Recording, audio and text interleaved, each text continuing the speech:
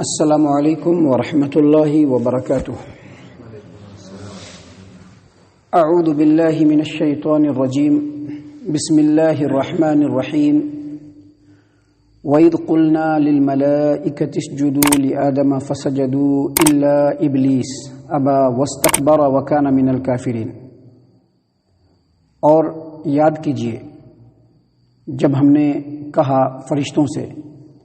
کہ آدم کو سجدہ کرو تو سوائے ابلیس کے سبوں نے سجدہ کیا، اس نے انکار کیا، تکبر کیا اور کافروں میں سے ہو گیا۔ معزز سامعین کرام، یہ جو آیت کریمہ ہے جس کے معنی اور ترجمہ کو بھی آپ نے سنا، اس آیت کریمہ میں اللہ تبارک و تعالیٰ نے یہ فرمایا کہ جب اللہ تبارک و تعالیٰ نے آدم علیہ السلام کی تخلیق کی، ان کو اپنے ہاتھ سے بنایا، تو فرشتوں کو حکم دیا کہ آدم علیہ السلام کو سجدہ کرو۔ سامعین کرام، اللہ تبارک و تعالیٰ نے آدم علیہ السلام کو تمام چیزوں کا علم سکھایا اور علم کے ذریعے سے دوسرے مخلوقات کے اوپر فضیلت دی اور پھر فرشتوں سے سجدہ کروایا۔ دراصل یہ آدم علیہ السلام کے لیے اللہ تبارک و تعالیٰ کی طرف سے بہت ہی بڑا اعزاز اور اکرام تھا، اور چونکہ ہم لوگ آدم علیہ السلام کے اولاد ہیں، ہم اولاد آدم ہیں، انسان ہیں، تو اللہ تبارک و تعالیٰ کا ہمارے اوپر یہ بہت بڑا کرم ہے کہ جو علم آدم کو دیا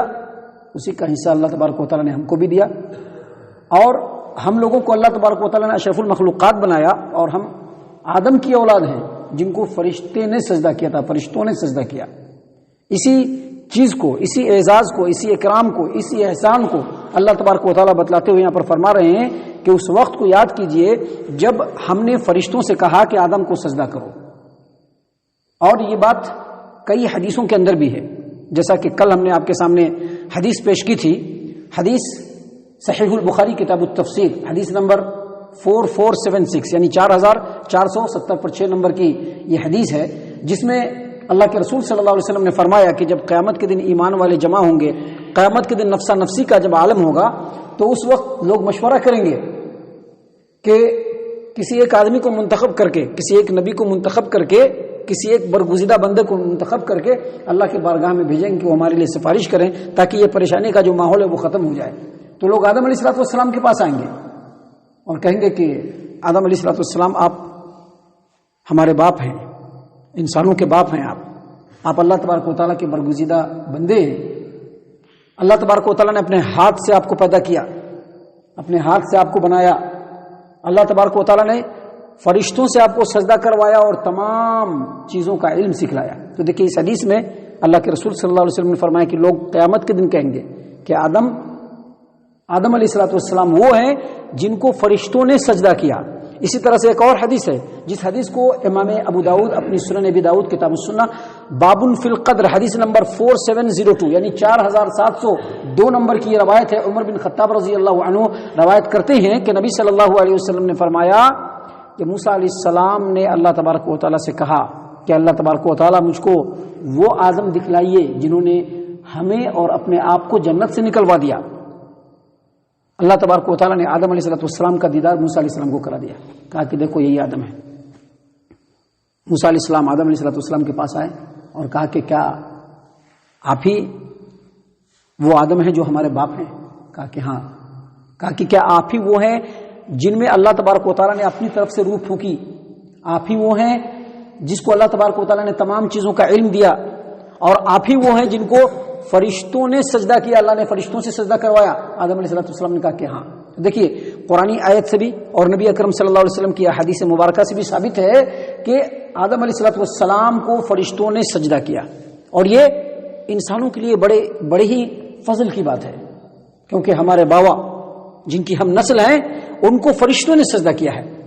اور اگر اس نظریے سے دیکھیں گے تو ہم انسانوں کی جو ہے رسپانسبلٹی اور زیادہ بڑھ جاتی ہے کہ جب اللہ تبارک و تعالیٰ نے ہمیں اتنا بہترین بنایا ہے، اتنا افضل بنایا ہے، اور مخلوقات میں اتنا شرف و فضل والا بنایا ہے، تو ہمیں کیسا رہنا چاہیے؟ ہمیں کس انداز میں رہنا چاہیے؟ کیا ہمیں اتنا ایک دم گر جانا چاہیے کہ کوئی بھی مخلوق ہم سے اوپر نظر آئے اور ہم سب سے نیچے نظر آئے؟ محترم سامعین کرام، اللہ تبارک و تعالیٰ نے یہاں پر فرمایا کہ اس وقت کو یاد کرو جب ہم نے فرشتوں سے کہا کہ آدم کو سجدہ کرو، فسجدوا الا ابلیس، تو ابلیس کو چھوڑ کر یعنی سوائے ابلیس کے سبوں نے سجدہ کیا۔ یاد رکھیے اللہ تبارک و تعالیٰ نے فرشتوں کو حکم دیا تھا، لیکن اگرچہ ابلیس جنس کے اعتبار سے، ایلیمنٹ کے اعتبار سے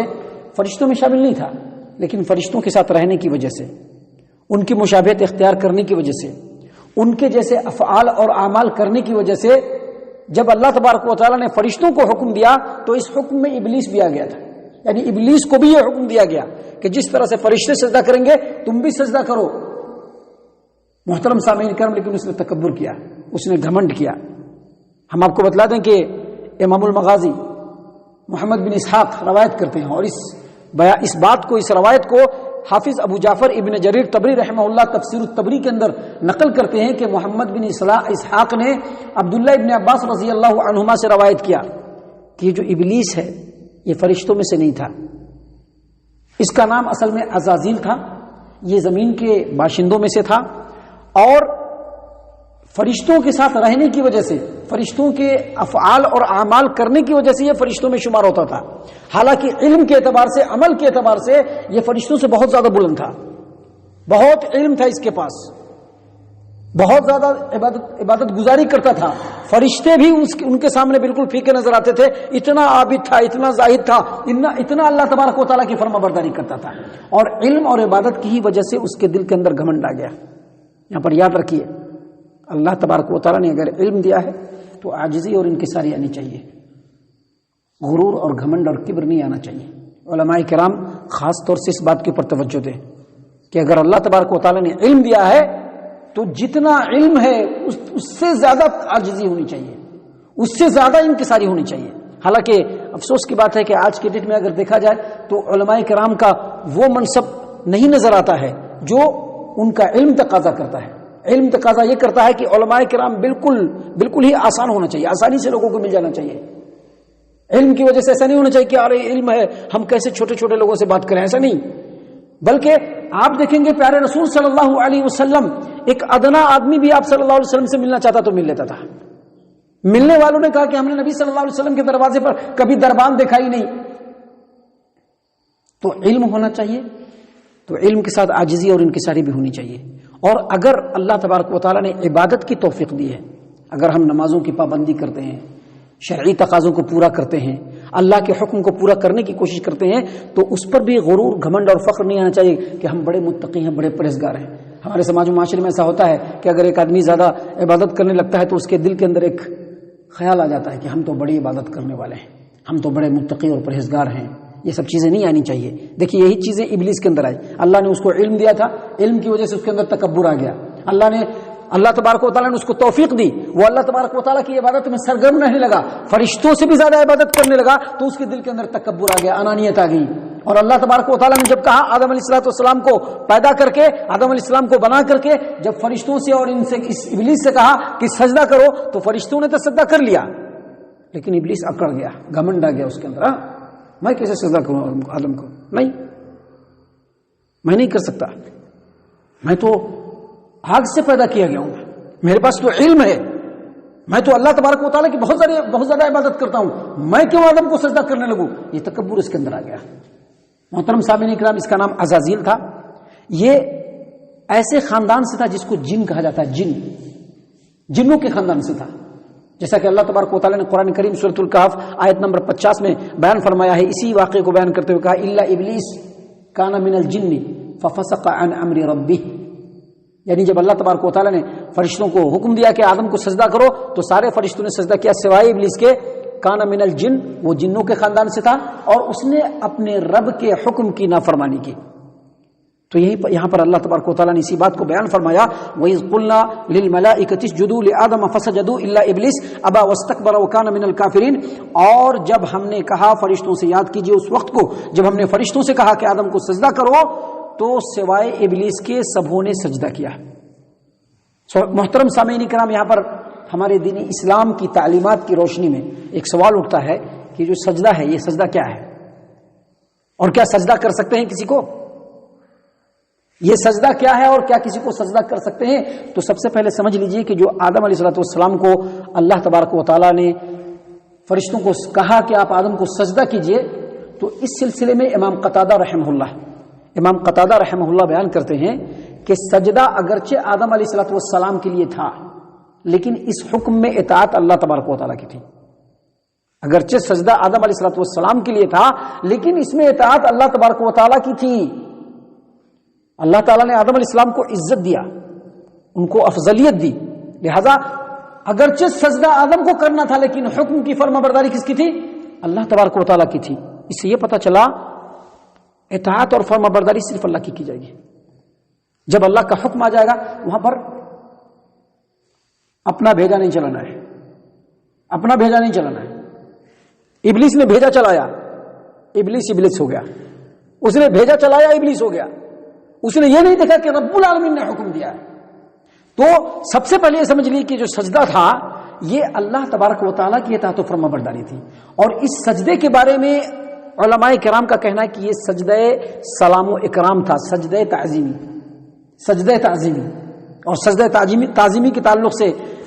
اللہ تبارک و تعالیٰ نے قرآن کریم کے اندر سورہ یوسف آیت نمبر 100 میں بیان فرمایا، وَرَفَعَ أَبَوَيْهِ عَلَى الْعَرْشِ وَخَرُّوا لَهُ سُجَّدًا وَقَالَ يَا أَبَتِ هَذَا تَأْوِيلُ رُؤْيَايَ مِن قَبْلُ قَدْ جَعَلَهَا رَبِّي حَقًّا۔ یہ جو آیت کریمہ ہے نا، یہ سورہ یوسف علیہ السلام ایک دم اپنے اس واقعے کے آخری مرحلے میں، یوسف علیہ السلام کا واقعہ بڑا طویل ہے، لمبا ہے، جو انشاءاللہ اگر اللہ نے توفیق دی تو یہ پوری صورت کے ساتھ میں پورے واقعے کو بھی آپ کے سامنے بیان کروں گا۔ لیکن یہاں پر میں بتلا دوں کہ جب ان کے ماں باپ نے ان کو تلاش کر لیا، ان کے بھائیوں نے ان کو تلاش کر لیا، اور جب مصر میں جہاں پر یہ حاکم تھے، جہاں پر یہ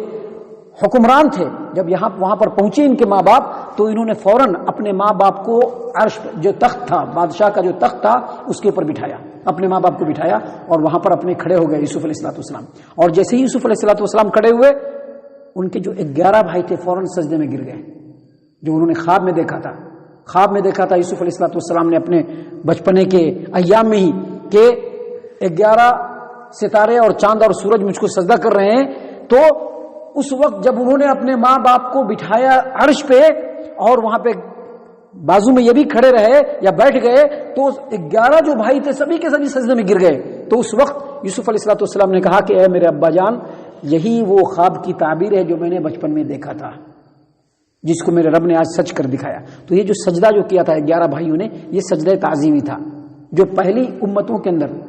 اسلام سے پہلی شریعت کے اندر بالکل تھا، جائز تھا، لیکن اسلام میں منسوخ ہو گیا ہے۔ اسلام میں کوئی بھی انسان کسی کو سجدہ نہیں کر سکتا ہے اللہ تبارک و تعالیٰ کے علاوہ، اللہ کے علاوہ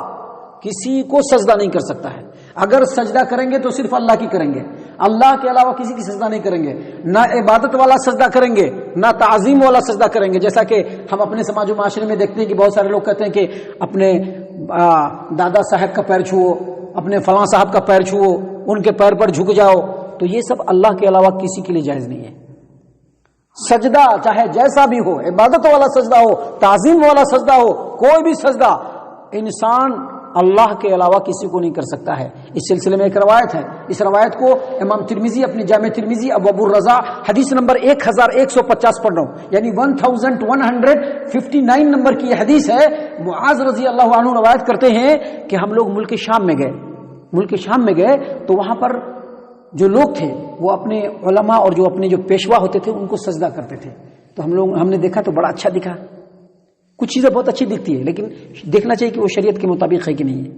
کچھ چیزیں بہت اچھی دکھتی تھی، صحابہ کرام کو بھی اچھی دکھتی تھی، ہمیں بھی اچھی دکھتی ہے، لیکن ہم کو اور آپ کو یا صحابہ کرام کو اچھا دکھنے سے نہیں ہوتا ہے۔ جو چیز شریعت سے ثابت ہوگا وہی چیز صحیح ہوگا اور وہی چیز اچھی ہوگی۔ تو معاذ بن جبل رضی اللہ عنہ روایت کرتے ہیں کہ ہم لوگ ملک شام کے اندر گئے تو وہاں دیکھا کہ لوگ اپنے پیشواؤں کو اور اپنے علماء کو سجدہ کرتے ہیں۔ تو ہم نے دل میں سوچا کہ یہ لوگ ان کو سجدہ کر رہے ہیں تو ہمارے پیارے نبی صلی اللہ علیہ وسلم تو اس سے زیادہ حقدار ہے کہ ان کو سجدہ کیا جائے۔ آئے اللہ کے رسول صلی اللہ علیہ وسلم کی خدمت میں، کہا کہ اللہ کے رسول صلی اللہ علیہ وسلم وہ لوگ تو سجدہ کرتے اپنے پیشوا کو، آپ تو زیادہ حقدار ہیں کہ آپ کو سجدہ کریں۔ اللہ کے رسول نے کہا کہ لا، نہیں، سجدہ نہیں کر سکتے۔ لو کنت آمرا بشرا، اگر میں کسی انسان کو حکم دیتا کہ وہ کسی انسان کو سجدہ کرے، لَأَمَرْتُ الْمَرْأَةَ أَن تَسْجُدَ لِزَوْجِهَا، تو میں بیوی کو حکم دیتا کہ اپنے شوہر کو سجدہ کریں، لیکن چونکہ ہماری شریعت میں سجدہ نہیں ہے لہذا کوئی بھی انسان کسی کو سجدہ نہیں کر سکتا ہے، کوئی کسی کو سجدہ نہیں کر سکتا ہے۔ تو یہ سجدہ تعظیمی تھا جو پہلی شریعت کے اندر، پہلی امتوں کے اندر تھا، لیکن ہماری امت میں نہیں ہے، اور یہ تعظیمی سجدہ تھا جو اللہ تبارک و تعالیٰ نے فرشتوں کو حکم دیا کہ وہ آدم کو سجدہ کریں۔ اس کے بعد اللہ تبارک و تعالیٰ نے فرمایا اسی آیت کریمہ کے ٹکڑے میں اللہ فرماتے ہیں وَإِذْ قُلْنَا لِلْمَلَائِكَةِ اسْجُدُوا لِآدَمَ فَسَجَدُوا إِلَّا إِبْلِيسَ، اس وقت کو یاد کیجئے جب ہم نے فرشتوں سے کہا کہ آدم کو سجدہ کیجئے، فَسَجَدُوا إِلَّا إِبْلِيسَ، تو ابلیس کو چھوڑ کر، ابلیس کے سوائے سبھی نے سجدہ کیا، ابا، اس نے انکار کیا، وَاسْتَكْبَرَ، اس نے تکبر کیا، وَكَانَ مِنَ الْكَافِرِينَ، اور وہ کافروں میں سے ہو گیا۔ سامعین کرام، آیت کریمہ کے اس ٹکڑے کی تفسیر میں امام قتادہ رحمہ اللہ فرماتے ہیں، اور امام قتادہ رحمہ اللہ کا یہ بیان اور ان کی تفسیر ابن ابی حاتم کے اندر ہے، وہ فرماتے ہیں کہ جب اللہ تبارک و تعالیٰ نے آدم علیہ السلام کو عزت دیا اور فرشتوں کو کہا کہ سجدہ کرو اور ان کو اکرام اور اعزاز سے نوازا، تو یہ چیز دیکھ کر کے فرشتہ جو ابلیس تھا وہ جل گیا، حسد کا شکار ہو گیا، کہہ رہے ہم اتنا عبادت کر رہے ہیں تو ہم کو یہ سب نہیں ملا، اور آدم کو ابھی پیدا کیا اور ابھی اللہ سجدہ کروا رہا ہے۔ اس کے دل کے اندر تکبر آ گیا، اس نے کہا کہ میں آگ سے بنا ہوں، یہ مٹی سے بنا ہے، اے اللہ میں اس کو سجدہ نہیں کر سکتا، اس نے تکبر کیا۔ اس سے یہ پتا چلا کہ کسی بھی نافرمانی کا جو آغاز ہوا،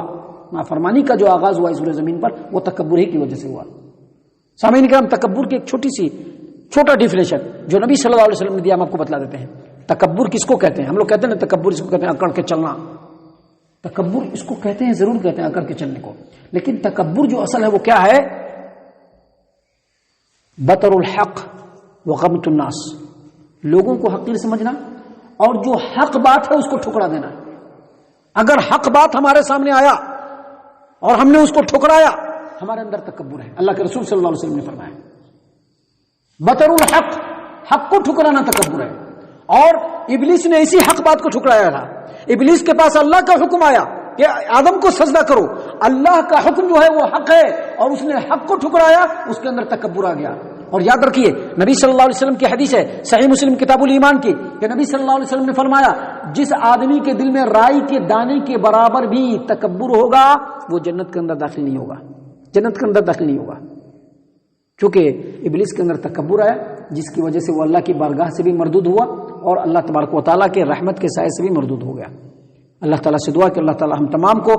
کبر اور تکبر سے بالکل محفوظ رکھے، اللہ تعالیٰ ہم لوگوں کو عاجزی اور انکساری والا بندہ بنائے، اللہ تبارک و تعالیٰ ہم تمام کو پیارے رسول صلی اللہ علیہ وسلم کی سنتوں پر چلنے والا بنائے، اللہ تعالیٰ ہم تمام کو پکا سچا مومن اور مسلمان بنائے، قرآن اور نبی اکرم صلی اللہ علیہ وسلم کی احادیث کا اتباع کرنے والا بنائے، صحابہ کرام کے طریقے پر چلنے والا بنائے، جنت الفردوس میں جگہ عطا فرمائے۔ اے اللہ ہم تمام کو جہنم سے پناہ دے، اے رب العالمین ہم تمام کو جہنم سے پناہ دے، اے مالک الملک ہم تمام کو جہنم سے پناہ دے، آمین یا رب العالمین، وما علینا الا البلاغ المبین۔